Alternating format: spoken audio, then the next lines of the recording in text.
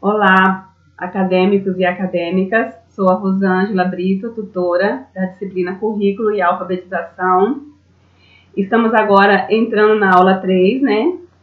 Sobre essa disciplina tão importante, eu digo assim, no curso de graduação em Pedagogia. É um livro, é um material, um conteúdo ótimo, né? Que está na aula 3, que vocês tenham contato com essa leitura, porque além dele estar falando sobre a prática, quer dizer, a teoria, a prática é fundamental, com imagens, né, enriquecendo muito o livro. Gostaria muito que vocês fizessem essa leitura, tá? Então, eu estou com o professor Haroldo, formador, né, nessa disciplina, e vamos então falar um pouquinho sobre a aula 3, ok?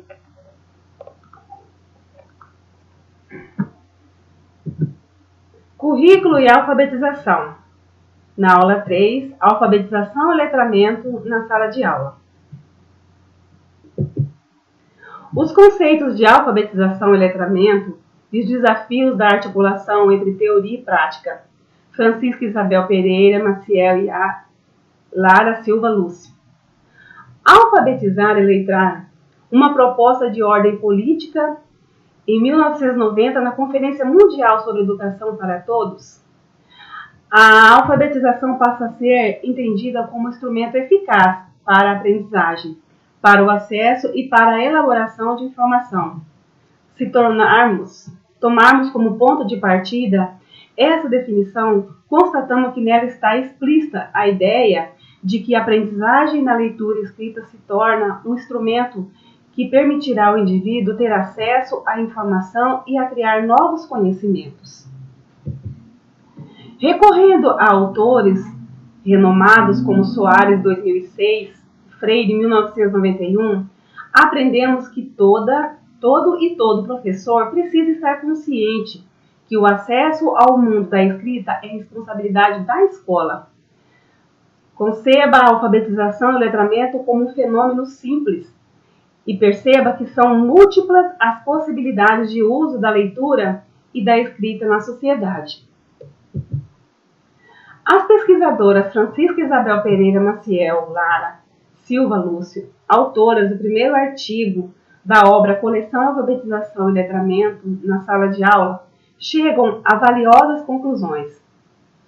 O modo como o professor conduz o seu trabalho é crucial para que a criança construa o conhecimento sobre o objeto escrito e adquira certas habilidades que lhe permitirão o uso efetivo do ler e de escrever em diferentes situações sociais.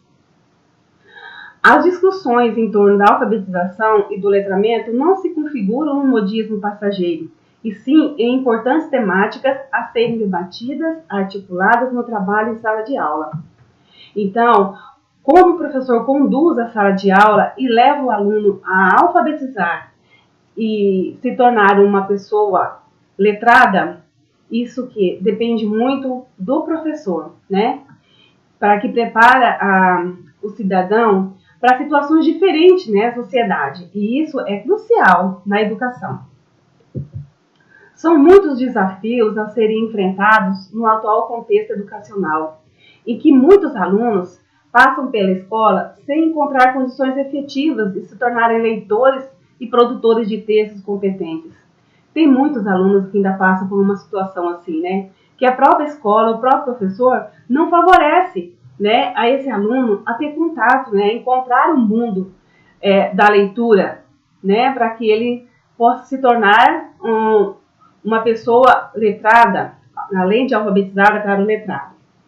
Independentemente das didáticas e metodologias a serem utilizadas ou defendidas por professores, pesquisadores ou autores de livros de alfabetização, o que não podemos relegar a um segundo plano é que a alfabetização, na perspectiva do letramento, é uma realidade. Isso a gente sabe.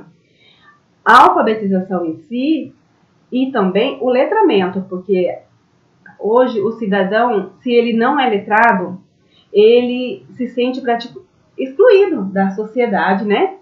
Do mundo da tecnologia em que vivemos hoje.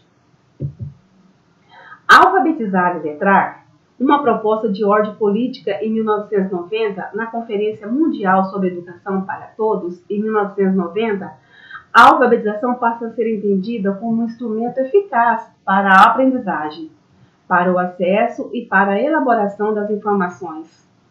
Se tomarmos como ponto de partida essa definição, constatamos que nela está explícita a ideia que a aprendizagem da leitura e da escrita se torna um instrumento que permitirá ao indivíduo ter acesso a informação e criar novos conhecimentos. Isso é óbvio, né? A escrita comparável a um instrumento é vista como capaz de permitir a entrada do aprendiz no mundo da informação, seja possibilitando o acesso aos conhecimentos históricos, socialmente produzidos, seja criando condições diferenciadas para uma produção de novos conhecimentos. Abre o mundo, né? Abre as portas. Quando se adquire um conhecimento novo, né? A pessoa se sente valorizada, se sente inserida. É importante aprender todas as letras do alfabeto? O que vocês acham? A respeito dessa pergunta, ressaltamos que é importante aprender todas as letras do alfabeto, sim, mas não de forma desprovida de sentido. É importante que o aluno seja capaz não apenas de identificar as letras do alfabeto, mas também memorizá-la, compreender os seus usos e funções na sociedade. É a forma que a gente tem que ensinar, né, o aluno, o alfabeto, mas de forma contextualizada, que traga sentido para aquilo que ele está aprendendo, né? E saber as funções, né? Como usá-la para, no caso, ele valorizar e identificar cada um. Não é raro encontrarmos pessoas que sabem recitar perfeitamente todas as letras do alfabeto na ordem correta, mas não são capazes de preencher os dados numa agenda, localizar informações em catálogos telefônicos, como encontrar uma verbete no dicionário, assim que desmandam habilidades que ultrapassam a simples memorização da ordem alfabética. Então é nesse momento que a gente percebe se essa pessoa conseguiu ser letrada mesmo, se tornou, né, um escritor inserido, um leitor ali preparado, né, para enfrentar a sociedade em si, a vida dele, né, na realidade. Agora, a respeito do planejamento, o planejamento das práticas escolares de alfabetização e letramento. O planejamento é um ato inerente e necessário para um trabalho pedagógico relevante e significativo a todo e a qualquer professor e professora. É importante porque a prática de ensino é uma ação intencional que procura atingir determinados fins e, para ser realizada, apoia-se em informações sobre como funciona a realidade da sala de aula, nos conteúdos a serem ensinados, no perfil dos alunos que são objeto desse ensino. Planejamento, quando a gente fala em planejamento acadêmico e acadêmica, é a nossa vida no dia a dia. Desde quando a gente levanta, a gente já tem um planejamento em mente. Tudo que você vai fazer, para quê? Para que a sua vida se torne organizada no dia a dia, que você não perca tempo, que você consiga atingir todos os seus objetivos propostos para aquele dia. Mesmo assim, é a sala de aula. Quando você vai para a sala de aula, você tem que ter um objetivo. Para você ter um objetivo, você tem que ter feito seu planejamento de acordo com a turma, de acordo com os objetivos que você quer, né, ali atender. E os conteúdos certos, olhando a visão, o perfil do aluno, né? E como será essa forma que você vai buscar esse objeto desse ensino. Então, o planejamento é fundamental. O principal objetivo da organização do planejamento é o de possibilitar que o professor desenvolva um trabalho sistemático dos conteúdos e habilidades que envolvem o processo da alfabetização e letramento. São conteúdos e capacidades desenvolvidos na aprendizagem da linguagem escrita, leitura, compreensão, valorização da cultura escrita, da produção de textos escritos, da apropriação do sistema de escrita. Sobre as relações entre as condições de trabalho docente e o planejamento, O reconhecimento dessa necessidade de trabalho docente precisa ser encarado como um elemento que mobilize uma luta por sua melhoria. É fundamental garantir, pelo menos, que a primeira semana do ano letivo para a elaboração de um planejamento, que os professores organizem o trabalho pedagógico para considerá-lo um período importante, deflagrador de todo o processo a ser desenvolvido durante um ano. Isso é fundamental, né? Que o professor tenha essa semana para se preparar, né? E até mesmo eu falo assim, eu penso que o professor conheça a turma, né? Que ele tenha essa oportunidade de conhecer a turma e um tempo para que ele possa se planejar de acordo com a realidade, né? Que ele está pronto para atender, né? Isso é um objetivo primordial no planejamento. O planejamento é, portanto, condições necessárias para que se mantenha nítido o horizonte das ações pedagógicas em torno da alfabetização e do letramento e do domínio de capacidades que propiciam o aluno ler e escrever com progressiva autonomia e se engajar em práticas sociais, leitura e escrita. A alfabetização e o letramento está junto, né? Engajado junto com o aluno, junto com a leitura, com as práticas sociais, caminhando para que tenha um objetivo, né, eficaz.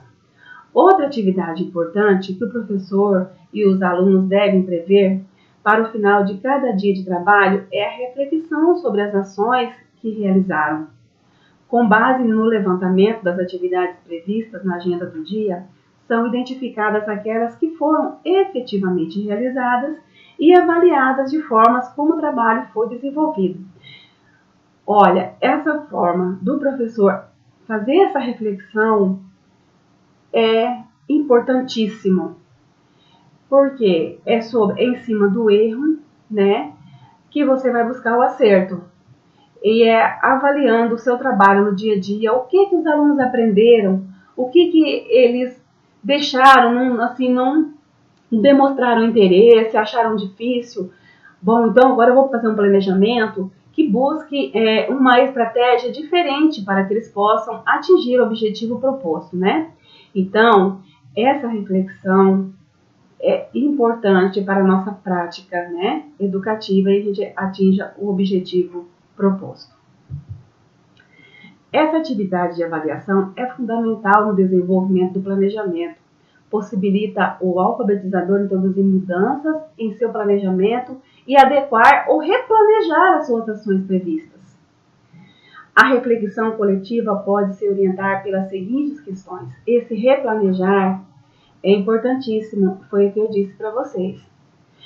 Então, essas questões são: que atividades previstas na rotina de trabalho foram realizadas? O que foi realizado, né? Que aspecto, que tempo de organização dos alunos, material, imprevistos, interferiram na realização das atividades programadas? Né?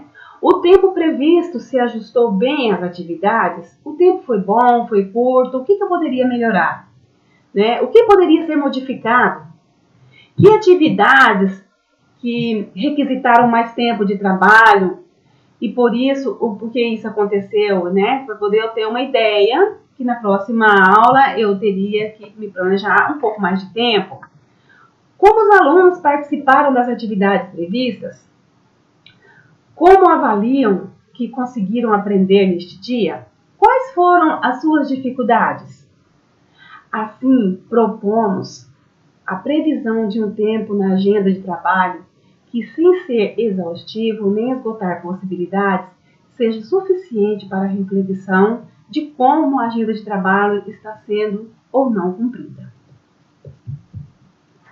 A avaliação da leitura e da escrita nos primeiros anos do ensino fundamental. É muito comum um questionamento: o que essas avaliações externas têm a ver com a sala de aula? Como não se legitimam as condições de produção da avaliação, os resultados apresentados não são considerados e, assim, há pouco efeito das avaliações externas na escola, quando deveria ser exatamente o contrário, né? Depois que os alunos fossem avaliados, né, a gente poderia ter um outro pensamento, um outro olhar, para que pudéssemos ter um outro objetivo para o nosso planejamento. Isto é, os resultados dessas avaliações deveriam funcionar como um diagnóstico importante para gerar o quê? Mudanças, né? E esse quadro leva a questionar, afinal, como as avaliações externas podem contribuir para gerar transformações na sala de aula?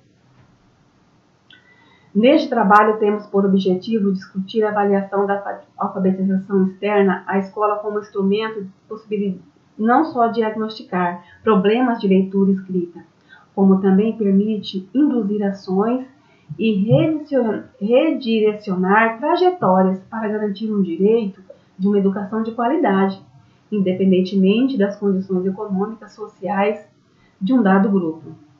Aproveitando esse diagnóstico, nós poderíamos refletir muito mais em cima do erro, em cima do acerto, para favorecer até aqueles menos favorecidos que não têm contato em casa, né? Não tem, simplesmente na escola, o único lugar de leitura e escrita, né? E a gente teria que ter esse olhar diferenciado para um resultado de uma avaliação externa. A primeira ação realizada no processo de avaliação é a de definir claramente o que se pretende avaliar. Isso acontece tanto nas avaliações de sala de aula quanto nas avaliações externas. Em qualquer tipo de avaliação é necessário que estejam claros os objetivos e concepções que fundamentam.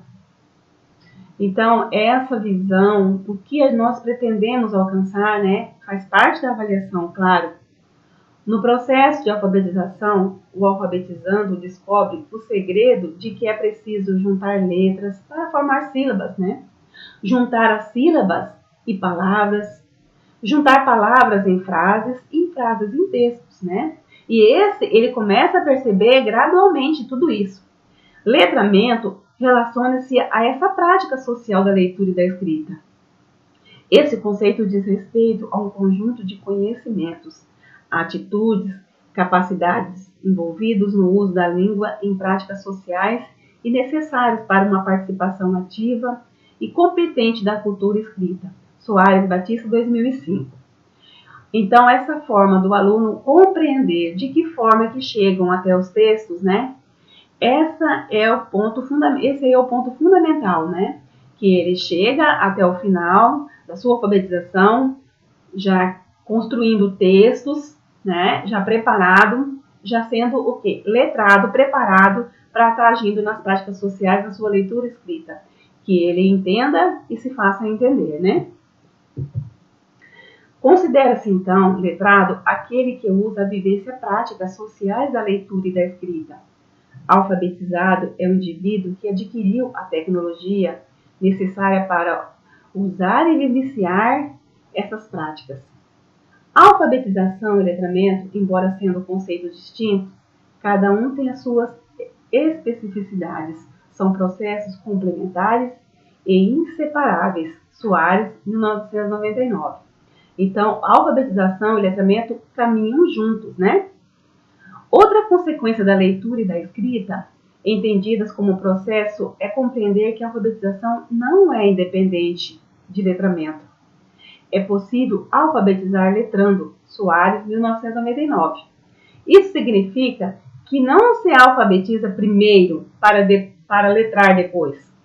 Quando uma criança ela vai se aprimorando ao sistema linguístico em situações contextualizadas, ela vai aprendendo que a língua escrita tem uma função social, pois serve para agir no mundo, né?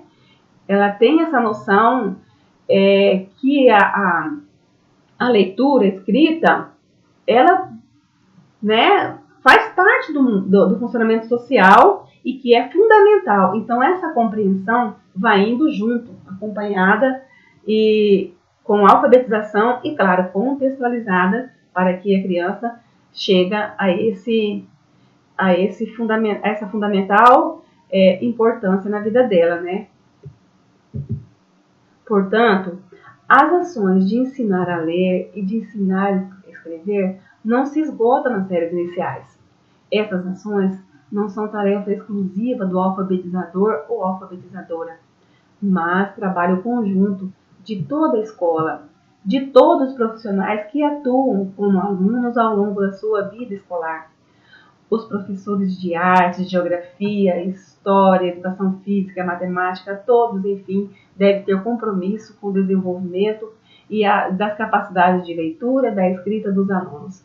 Então, para finalizar, temos que ter consciência que ensinar, ler e escrever, alfabetizar é função de todos nós da escola, né? É isso, eu espero que vocês tenham uma ótima noite e que tenham ótimas notas, que melhore a participação de vocês, principalmente agora na aula 3, que falando do conteúdo maravilhoso que eu falei, e a gente vai encerrar a disciplina com sucesso. Uma boa noite a todos e a todas, e obrigada, tá? Boa